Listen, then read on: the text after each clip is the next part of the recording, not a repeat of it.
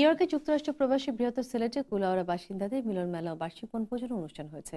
রোববার কুয়েসে স্টোরিয়া পার্কে Kulaura Bangladesh association of US এর উদ্যোগে আয়োজিত এই বনভোজন ছিল অত্যন্ত উৎসবমুখর ও প্রাণবন্ত। রোববার ছুটির দিন হওয়ায় এবং অনুকূল আবহাওয়া থাকায় এতে স্বতঃস্ফূর্ত অংশগ্রহণ করেন মৌলভীবাজার জেলা কুলাউড়া বাসিন্দারা।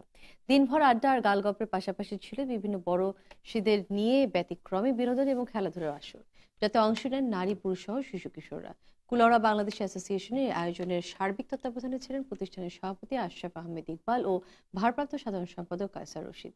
এছাড়া বনভোজন কমিটির আহ্বায়ক লুৎফুর রহমান এবং সদস্য সচিব আলতাফ হোসেন রুবেল সহ সংগঠনের কার্যনির্বাহী কমিটি উপদেষ্টাদের মধ্যে এই আয়োজন সফলের অংশীদার ছিলেন M A Kaiyum, Abul Kalam Sirajuddin Sohag, Abdul Mukir Chowdhury, Time Television CEO Abu Taher, পরিচালক সৈয়দ ইলিয়াস খসরু সহ অনেকে।